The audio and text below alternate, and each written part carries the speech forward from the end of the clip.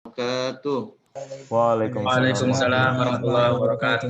Alhamdulillah wa syukurillah, puji serta syukur marilah kita panjatkan kehadirat Allah Subhanahu wa taala karena atas berkat rahmat serta karunia-Nya kita masih bisa diberikan berbagai macam nikmat. Salah satunya nikmat iman, nikmat Islam, dan nikmat sehat walafiat. Di mana saat-saat sekarang ini ya nikmat sehat ini sangat mahal, teman-teman. Banyak orang-orang yang rela menghabiskan berbagai harta ya, uangnya untuk hanya mendapatkan nikmat sehat gitu ya.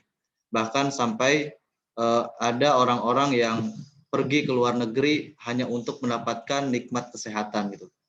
Dan saat ini kita alhamdulillah masih bisa diberikan berbagai macam nikmat kesehatan. Salah satunya indera penglihatan kita yang masih terang, telinga kita yang masih mendengar dengan jelas, kaki kita yang masih sehat untuk melangkah, ya, dan semuanya masih diberikan kesempatan oleh Allah Subhanahu Wa Taala untuk terus melakukan kebaikan gitu. Jangan sampai nikmat yang sudah Allah berikan kepada kita malah justru menjadikan kita sebagai orang-orang yang tidak bersyukur, menggunakan panca indera kita melihat hal-hal yang tidak baik, mendengarkan hal-hal yang buruk ya, atau mungkin membicarakan hal-hal yang tidak baik. Jangan sampai seperti itu, karena setiap perbuatan yang kita lakukan akan mendapatkan pertanggungjawaban di akhirat kelak. Sholawat serta salam juga tak lupa kita curahkan kepada junjungan kita, suri tauladan kita, Nabi besar Nabi Muhammad Sallallahu Alaihi Wasallam. Tak lupa kepada keluarganya, sahabatnya, serta kita umatnya yang insya Allah istiqomah hingga yaumil akhir kelak. Mudah-mudahan kita menjadi manusia yang selalu terdepan dalam membela agama Islam, dan mudah-mudahan Nabi Muhammad SAW akan memberikan syafaatnya nanti di hari akhir nanti, sehingga kita bisa masuk ke dalam surga bersamanya. Amin ya Allah ya Rabbal Alamin. Baik, teman-teman semua, pada kesempatan kali ini sebelum masuk ke materi, Ane mau nanya nih, ini kan minggu pertama ya teman-teman melaksanakan ibadah puasa. Hari kelima ya sekarang ya? Iya bang. Hari kelima ya, Saleh? Iya bang. Ya, hari kelima. Gimana ente puasanya, Saleh? Alhamdulillah lancar terus bang, setiap hari. Lancar ya? Alhamdulillah. Gimana tantangannya nih, ente sekarang kan lebih apa ya, ibaratnya tuh lebih agak sulit juga nih di masa pandemi juga kayak 2020. Nah, menurut ente gimana nih tantangan puasa di tahun ini? Kalau menurut Ani sih, kalau dari pas pertama pandemi puasanya emang kayaknya agak susah gitu, setiap hari di rumah, salat tarawihnya di rumah terus. Tapi sekarang udah yang kedua kali kayaknya nggak ada tantangan lagi, maksudnya kan nggak capek, nggak jalan-jalan kemana-mana gitu, jadi di rumah doang gitu. Nggak ada capek kemana, nggak haus, nggak lapar. Iya bener. Gitu-gitu doang. Baik, mantap ya. Coba Ane mau tanya Yahya. Cek Yahya. Iya bang. Oke. Gimana ente? Sehat? Sehat bang, alhamdulillah. Sehat ya. Coba menurut ente nih puasa di tahun ini gimana Yahya? Beda sih bang sama biasanya bang. Ya gimana tuh bedanya tuh? Biasanya kan kalau tahun-tahun biasanya tuh rame gitu bang. Masjid-masjid tuh pada rame bang. Mulai dari maghrib tuh udah rame bang sampai terawih. Ya. Nah kalau sekarang kan karena dijarakin bang nih kalau sholat itu. Jadi katanya agak beda gitu bang, agak sepi. Ya. Ente terawih di rumah atau di masjid? Masjid bang. Oh di masjid ya. Oke. Sama di sini juga ada beberapa yang emang udah buka masjidnya, meskipun emang harus jaga jarak. Dia ente juga jaga jarak ya? Iya bang. Oke. Coba nih mau nanya lagi, tadi siapa ya? Ada ini Hanif, Muhammad Hanif. Nggak ada ya? Ada bang. Ada. Hanif, Muhammad Hanif.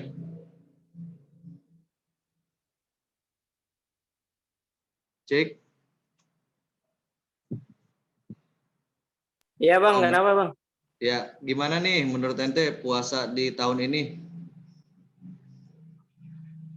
menurut Ane puasa di tahun ini tuh berubah 60 derajat, Bang. Waduh, 60 derajat. Gimana tuh berubah 60 derajat? Iya, aduh gimana ya? Jadi Agak beda dari tahun-tahun sebelumnya gitu ya? Iya, bener Bang. Walaupun di masa pandemi, tapi Allah masih memberikan bulan yang penuh dengan barokah, penuh Masya dengan Allah. nikmat. Terus? Ya di bulan ini kita menyempatkan mencari kebaikan, Bang. Jadi di bulan Ramadan itu pahalanya dilipatkan sampai 700 kali lipatan. Masya Allah. Mantap. Oke, syukron ya Hanif. Iya, Bang. Oke, sip. Ya, Alhamdulillah ya, di bulan Ramadan ini kita masih diberikan umur, masih diberikan kesempatan ya untuk beribadah lebih dalam lagi gitu teman-teman. Karena di sini tempatnya kita menggali sebesar-besarnya pahala. Ya.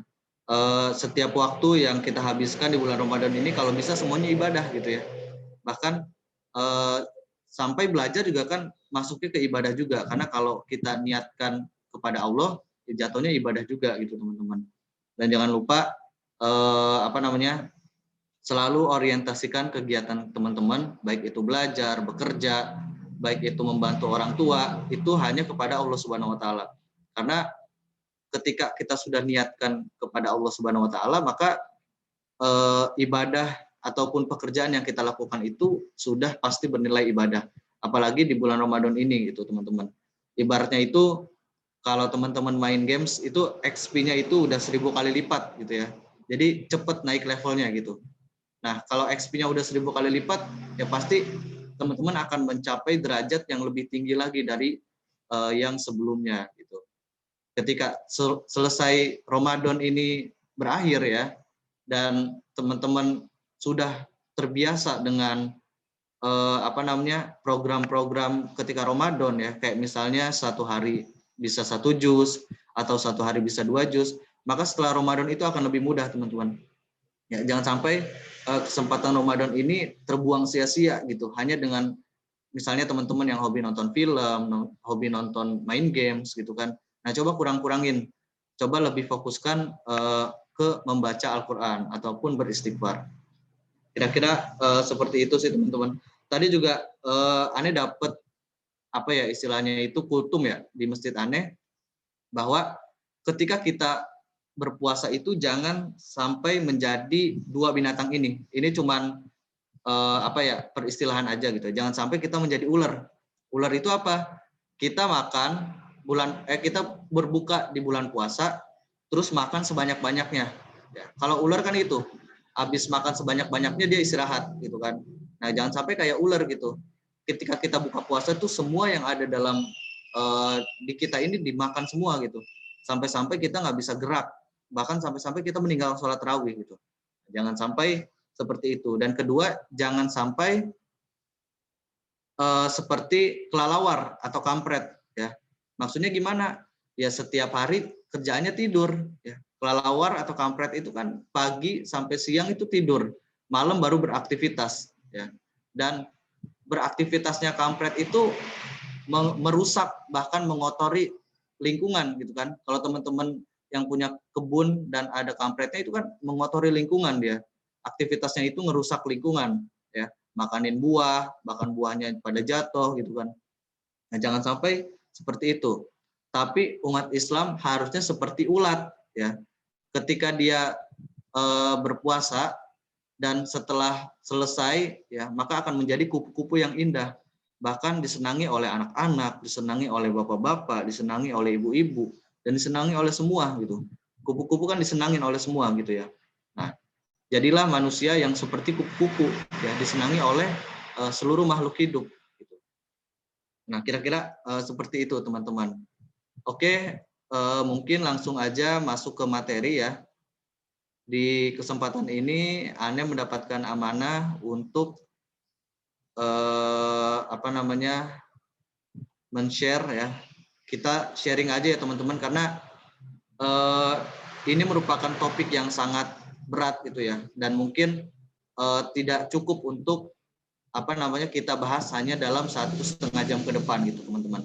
Mungkin kita akan membahas perintilan-perintilan kecilnya saja gitu ya, sampai kita masuk ke dalamnya gitu. Nah, ini adalah salah seorang pemuda ya, seorang pemuda yang sangat hebat gitu ya. Bahkan sampai saat ini bisa dikatakan salah satu pemuda yang sangat hebat. Dia adalah Muhammad Al-Fatih ya, atau biasa disebut Sultan Mehmed II ya. Dia adalah seorang yang cerdas ya, muda dan juga cerdas, bahkan beliau mempunyai berbagai macam keahlian gitu. Di saat mungkin teman-teman sebayanya itu baru baru tahu dunia luar, dia sudah bisa menjadi komando panglima perang ya. Bahkan bisa meruntuhkan sebuah kerajaan, sebuah kekaisaran yang beratus-ratus tahun, bahkan sampai di zaman Nabi Muhammad pun tidak bisa meruntuhkannya gitu. Ya, beliau adalah Muhammad Al-Fatih, teman-teman. Ya, beliau berusia 23 tahun, yang kehebatannya itu udah nggak diragukan lagi, teman-teman. Bahkan sampai-sampai semua orang berkata bahwa Muhammad Al-Fatih ini adalah orang-orang yang ajaib, ya, orang yang ajaib, anak muda yang ajaib gitu, teman-teman. Nah, kalau teman-teman lihat di sini ada pedangnya itu seperti pedang emas gitu ya. Ini pedang yang sangat tajam, bahkan di situ ada tulisan Arab yang kurang lebih artinya ini, semoga pedang ini mendekati leher-leher orang-orang kafir gitu ya. Ini saking kuatnya, saking hebatnya Muhammad Al-Fatih, dia berdoa dalam pedang ini, semoga pedang ini dekat dengan leher-leher orang-orang kafir gitu, teman-teman. Ya. Nah, ini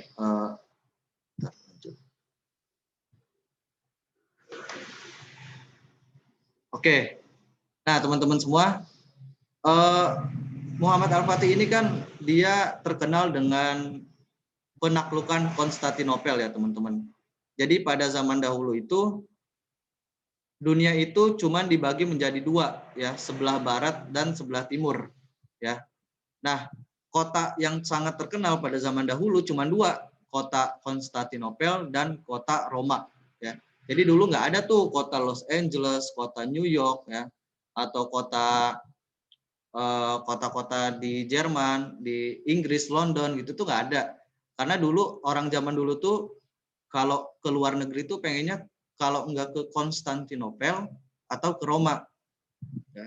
Di mana kedua kota ini merupakan peradaban yang sangat maju gitu, di mana terdapat arsitektur yang sangat bagus, terus juga bangunan-bangunan yang sangat megah gitu, semua ada di sini gitu. Makanya pada zaman dahulu itu belum ada tuh negara kayak Amerika, Jerman, Itali atau mungkin Inggris gitu ya. Semuanya masih di bawah kekaisaran Romawi dan Persia gitu ya. Nah, pada waktu itu banyak yang mau menaklukkan Konstantinopel, teman-teman.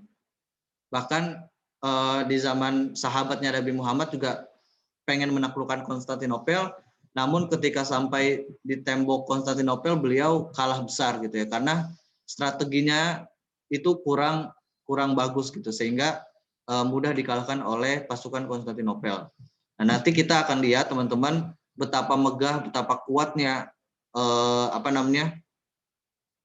benteng pertahanan Konstantinopel bisa sampai beribu-ribu tahun tidak bisa tertembus gitu, teman-teman. Nah, kalau teman-teman lihat di sini ya, di sini tuh Konstantinopel ini itu berdiri ya dekat dengan kedua belah benua gitu ya. Ini kalau nggak salah ada benua Asia sama Eropa gitu.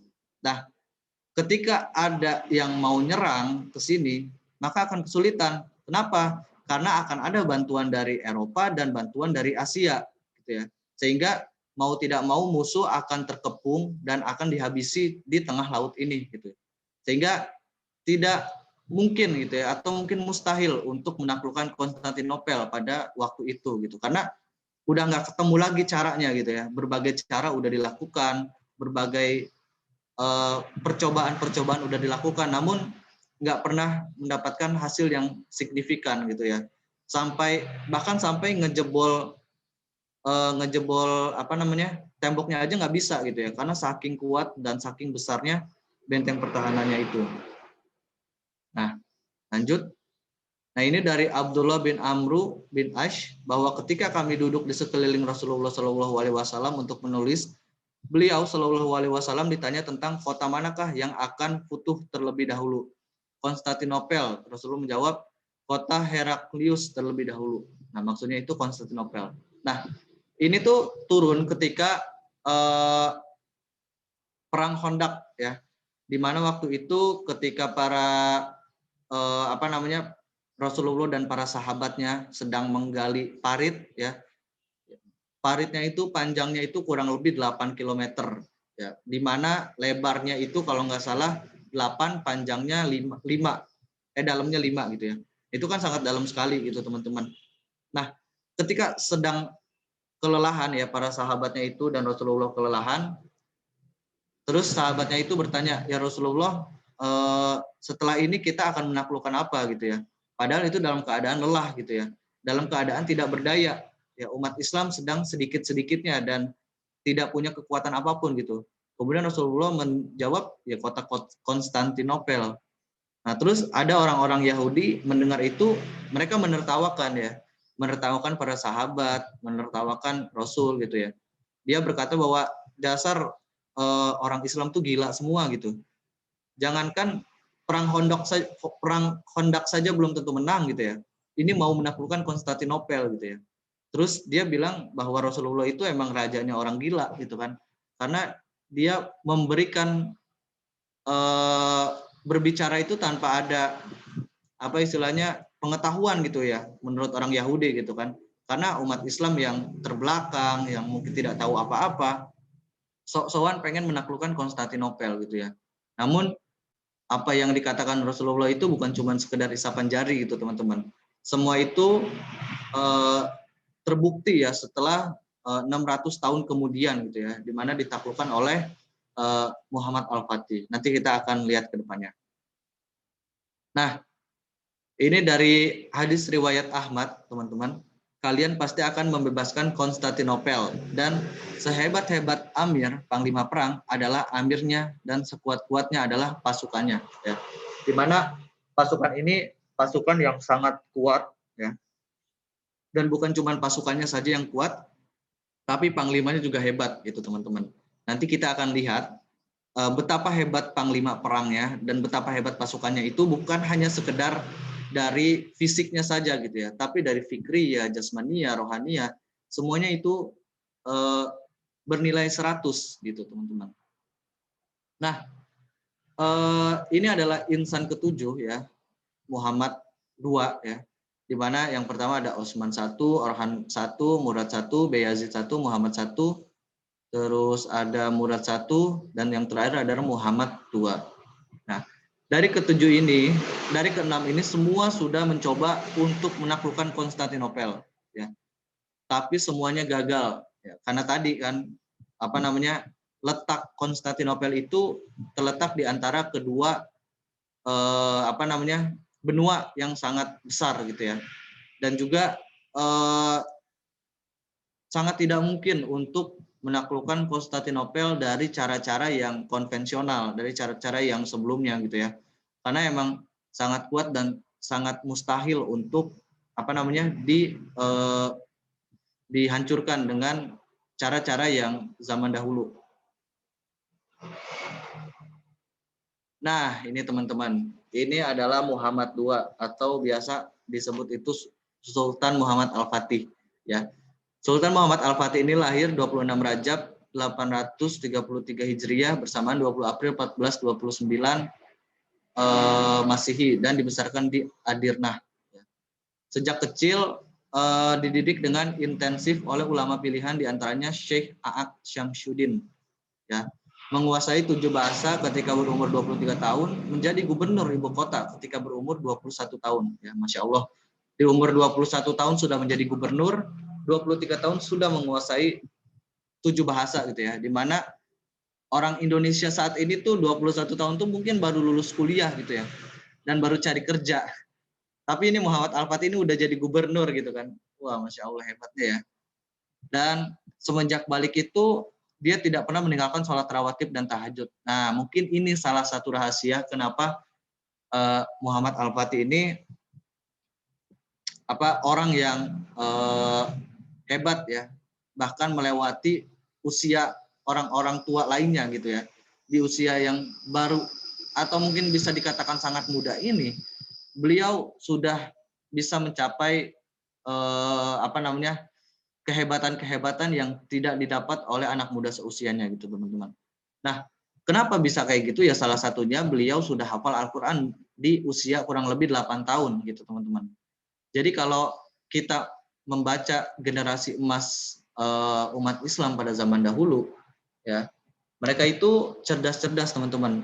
Dan cerdasnya itu bukan hanya sekedar cerdas matematika, cerdas arsitektur, tapi mereka juga hafal Al-Quran gitu ya.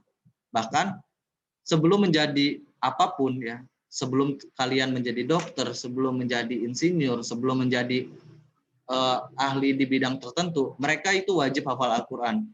Maka dari itu, kalau teman-teman lihat pada masa keemasan itu banyak orang-orang yang polimer, ya. Polimer itu menguasai berbagai macam keterampilan, ya. Kayak Ibnu Sina itu dia bapaknya kedokteran, tapi dia juga paham tentang fisika, dia juga paham tentang macam-macam gitu ya. Jadi bukan cuma sekedar dokter gitu ya, tapi punya keterampilan di berbagai macam bidang. Ya, kalau teman-teman lihat juga baca berbagai macam ilmuwan-ilmuwan yang hebat, ya mereka itu bukan cuma hafal Al-Quran aja, bukan cuma jago di arsitektur aja, tapi ada yang bisa di filsafat, ada yang bisa di antropologi, ya macam-macam gitu ya. Kenapa? Karena dasarnya itu ada Al-Quran yang ada dalam otaknya. Ketika Al-Quran sudah ada dalam otak mereka bisa menguasai berbagai macam keterampilan dengan izin Allah Subhanahu wa taala gitu teman-teman. Nah, ini mungkin juga menjadi nasihat untuk Ane dan juga teman-teman semua. Coba kita lebih banyak mengisi pikiran kita itu dengan banyak membaca Al-Quran, dengan menghafal Al-Quran gitu ya. Karena siapa tahu semakin kita mendekatkan diri kepada Allah Subhanahu wa taala, ya pasti Allah akan lebih memudahkan kita dalam urusan-urusan duniawi gitu teman-teman. Jangankan jadi gubernur ya, jadi presiden juga bisa gitu. Kalau emang kita sudah berniat kepada Allah Subhanahu wa taala, teman-teman. Nah, ini ada sebuah cerita ya tentang sejak kecil itu Muhammad Al-Fatih ini diasuh oleh Syekh A'ak Syamsuddin ya. Di mana ini adalah guru yang paling dipercaya oleh kerajaan ya untuk mengasuh Muhammad Al-Fatih ini. Jadi pada waktu itu Muhammad Al-Fatih ini sangat nakal gitu teman-teman, sangat nakal dan dia tuh nggak bisa dikasih tahu gitu. Nah ketika dikasih tahu tuh suka ngelawan gitu ya. Akhirnya Syekh A'ak Syamsuddin ini mengadukan kepada ayahnya Muhammad Al-Fatih gitu ya. Dia mengadukan bahwa kesulitan untuk mendidik anaknya. Terus dia meminta izin apakah boleh dia mendidik dengan cara dia sendiri ya, dengan cara Syekh ini. Nah, kemudian bapaknya itu mengizinkan. Lalu setelah itu Syekh A'ak ini memukul Sultan Al-Fatih ini supaya dia nurut gitu ya. Nah, akhirnya berjalannya waktu Muhammad Al-Fatih ini menjadi orang yang hebat gitu ya. Orang yang sudah hafal Al-Quran di umur 8 tahun. Sudah menguasai berbagai macam keterampilan, keterampilan berpedang, keterampilan memanah, dan macam-macam gitu ya. Bahkan bisa ahli dalam fisika, dalam kimia, dalam macam-macam pengetahuan gitu ya. Sehingga sudah dididik menjadi panglima perang di usia yang sangat-sangat muda gitu teman-teman. Nah juga menguasai 7 bahasa kan, 7 bahasa salah satunya itu kalau nggak salah ada bahasa Yunani juga. Jadi ketika beliau berkomunikasi dengan orang berbagai macam latar belakang, beliau bisa menyampaikan pesan yang sangat hebat gitu ya, karena di usia yang sangat muda ini dia menjadi orang-orang yang terdepan dalam membela Islam gitu teman-teman. Nah, berbicara tentang pahlawan gitu ya teman-teman. Teman-teman sering lihat film pahlawan nggak? Kira-kira menurut teman-teman pahlawan itu siapa aja? Saleh ada nggak Saleh? Saleh? Menurut ente sering lihat nih film pahlawan nih. Film pahlawan apa aja yang sering ente lihat, Le? Yang sering di TV-TV, yang sering di di bioskop gitu. Pahlawan, kalau pahlawan fiksi ya itu banyak dari Marvel itu, Bang. Marvel ya gitu-gitu ya. Iya, Bang. Iya. Oke. Nah, itu teman-teman ya yang sering kita lihat ya, bahwa pahlawan itu ya mungkin mereka yang berperisai, mereka yang memakai topeng dan macam-macam gitu. Padahal sebenarnya itu hanya rekayasa gitu, itu hanya fiksi aja gitu ya. Dan kenyataannya nggak ada yang seperti itu kan. Bahkan bisa terbang, ya kan? Tidak ada yang seperti itu gitu teman-teman. Kenapa? Karena mereka itu tidak punya sosok pahlawan gitu ya, sehingga mereka berhayal ingin memiliki pahlawan itu seperti apa sih gitu kan. Akhirnya mereka berhayal untuk memiliki pahlawan yang seperti ini gitu kan, macam-macam. Dan kenyataannya nggak ada gitu ya. Jadi terlalu banyak menghayal gitu ya. Sama juga film-film yang kayak misalnya Afwan ya teman-teman yang sering nonton film Korea gitu ya. Kayak kenapa banyak digandrungi film-film Korea? Ya mungkin karena di dunia nyata ini tidak ada yang seperti itu gitu. Bahkan aneh melihat dan membaca ya di artikel bahwa sebenarnya orang-orang Korea itu jauh gitu seperti yang di film-film gitu ya. Orang-orang Korea itu mirip-mirip kayak orang Jepang. Dikit-dikit bunuh diri gitu ya. Nah, jadi kenapa orang-orang barat di luar sana membuat film-film rekayasa seperti itu? Karena dalam agama mereka tuh tidak ada pahlawan yang seperti yang sehebat ini gitu, sehebat Al-Fatih. Mereka malu untuk mengungkapkannya. Akhirnya mereka membuat rekayasa, ada film-film Spider-Man lah, film-film Superman yang menguasai dunia gitu ya. Padahal kenyataannya ya nggak ada yang seperti itu gitu teman-teman. Jadi kira-kira seperti itu ya, di mana Sultan Muhammad Al-Fatih ini tidak pernah ditayangkan di televisi, tidak pernah diceritakan mungkin jarang ya diceritakan di pengajian-pengajian. Mungkin ada beberapa juga yang ada gitu ya.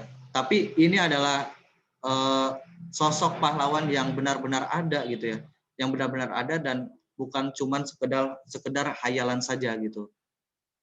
Nah, lanjut ke bentar.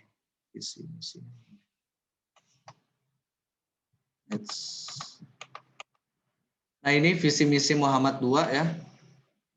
Niatku taat kepada Allah dan hendaklah kamu berjihad di jalannya. Ya, semangatku berupaya dalam kesungguhan dalam khidmatku kepada agamaku, agama Allah. Tekadku akan kututkan kufar dengan tentaraku, tentara Allah. Ya. Kufar itu orang-orang kafir kepada dengan tentaraku, yaitu tentara Allah. Ya. Pikiranku terpusat pada membebaskan Konstantinopel, sebuah kemenangan. Ya. Dengan kejayaan misi dan kelembutan Allah. Jihadku dengan jiwa dan harta serta apa-apa yang tersisa di dunia setelah ketaatan pada perintah Allah. Kerinduanku perang dan perang ratusan ribu kali untuk mendapatkan ridho Allah.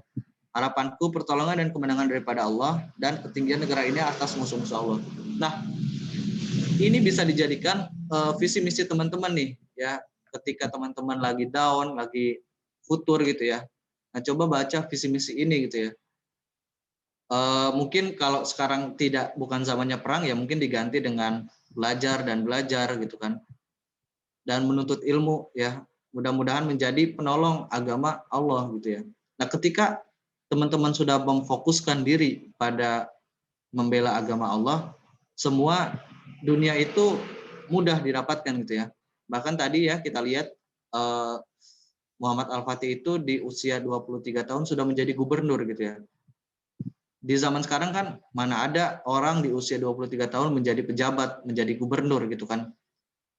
Itu mungkin sulit gitu ya. Tapi ketika kita patuh kepada Allah, selalu menjalani kewajibannya, menjauhi larangannya, maka segala sesuatu yang tidak mungkin itu pasti mungkin gitu teman-teman.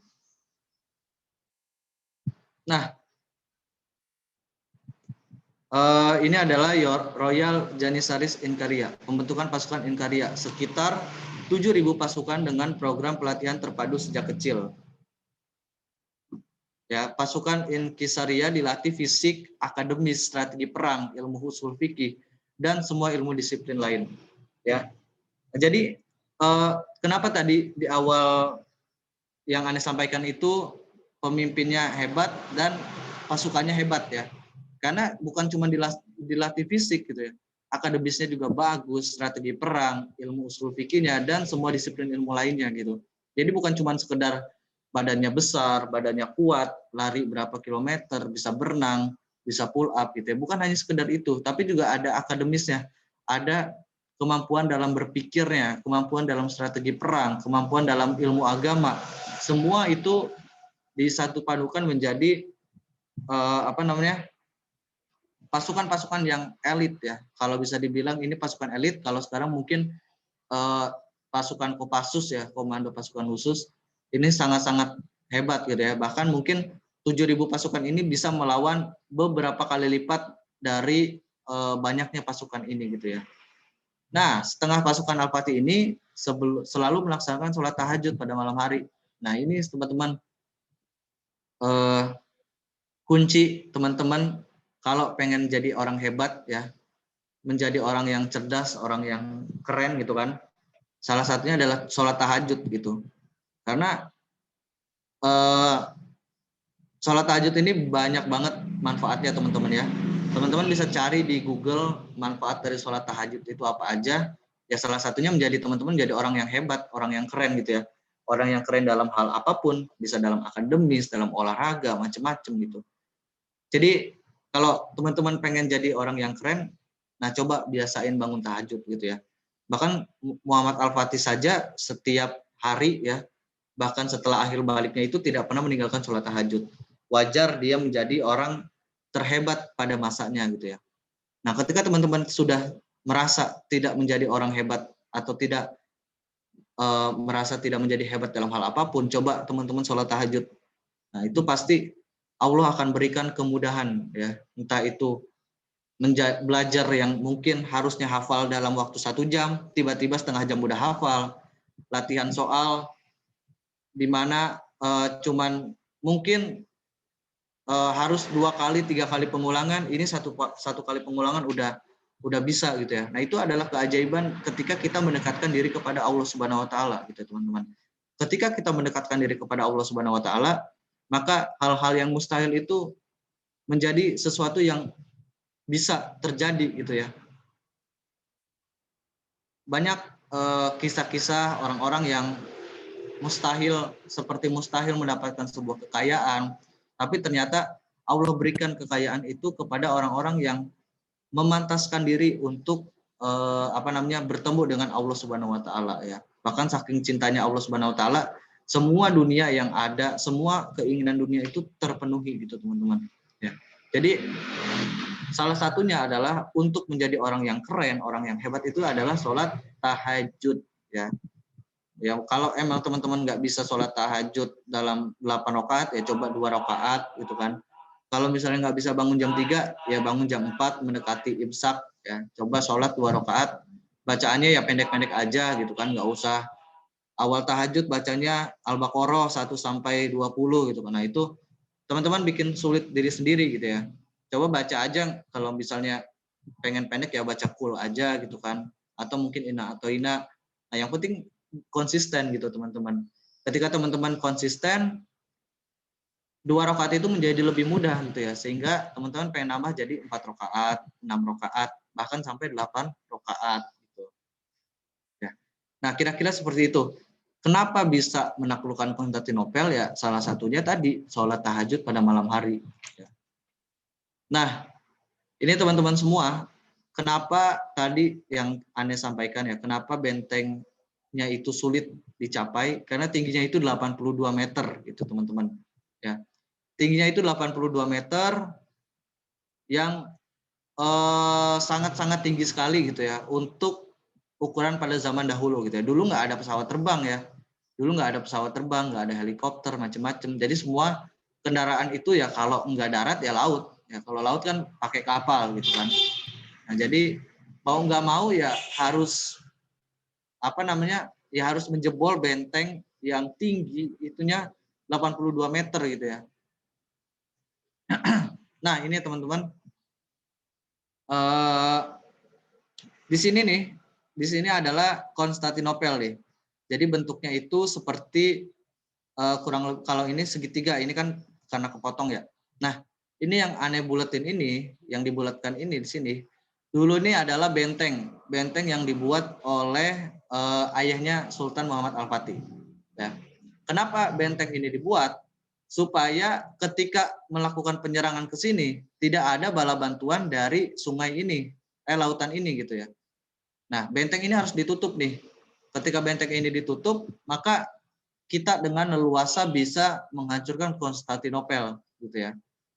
Awalnya ini ada benteng di sini satu. Kemudian Al-Fatih bikin lagi benteng satu di sini gitu kan. Nah, waktu itu sempat dikecam oleh Raja Konstantinopel ya, bahwa jangan pernah bikin benteng di daerah sini gitu ya. Tapi karena kehebatannya Sultan Muhammad Al-Fatih, beliau malah justru balik mengancam bahwa ketika kalau ada orang yang memberitahukan saya untuk tidak membangun benteng ini, maka orang itu tidak akan pernah kembali. Ya, maksudnya itu orang itu akan mati gitu ya. Itu ultimatum dari Sultan Muhammad Al-Fatih bahwa beliau dengan sangat termotivasi untuk menghancurkan Konstantinopel gitu teman-teman. Nah,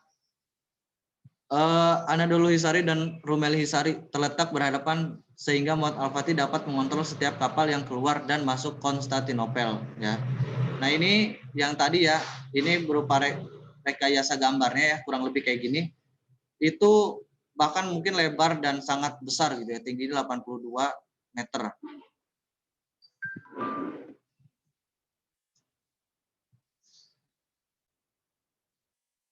Oke, sisa 4 menit lagi ya. Nah, ini benteng yang dibangun Sultan Bazaid ini yang tadi ya, 1393 dengan tinggi 25 meter.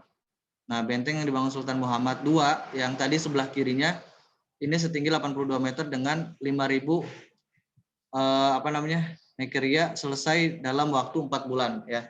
Ini berfungsi untuk mengontrol pasukan yang kalau mau menyerang Konstantinopel. Nah, ini beliau bisa memantau dari atas ketinggian ini gitu ya. Coba teman-teman lihat bangunan semegah ini dibangun hanya dalam waktu 4 bulan teman-teman. Ya, betapa hebatnya pasukan Muhammad Al-Fatih membangun bangunan ini yang sangat-sangat besar gitu ya.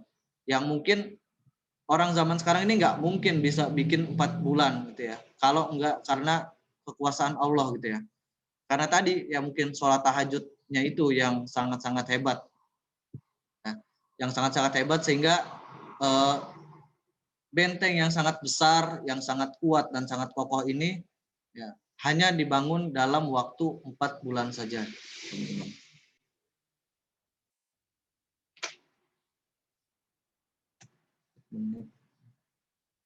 Nah, ini Wall of Constantinople ya, seperangkat benteng pertahanan yang dibangun Kaisar Konstantin pada abad ketiga dan menjadi saksi sejarah Kekaisaran Bizantium ya. Tingginya ini tinggi banget ya, bahkan orang pun hanya segede ini nih, segede ini. Nah, ini tuh tebal banget gitu ya, bahkan pernah diserang oleh beberapa meriam itu nggak bolong sama sekali gitu ya, karena saking kuat dan tebalnya. Nah, ini makanya setiap pasukan yang datang ke sini itu selalu kalah gitu ya. Jangankan sampai benteng, sampai apa namanya halamannya saja udah dipanahin sama pemanah-pemanah yang jitu dari atas gitu ya. Bahkan nanti kita lihat ada parit-parit yang lebarnya itu sangat lebar sehingga kuda aja nggak bisa masuk ke situ gitu. Kalau ada orang masuk ke situ, maka dia tidak bisa naik lagi dan akan dipanah oleh panah api gitu, sehingga mereka mati kebakaran gitu ya. Nah, oke, mungkin teman-teman untuk sesi 1 Anda cukupkan dulu sampai di sini. Nanti kita akan lanjut lagi ke sesi 2. Anda kembalikan lagi kepada MC.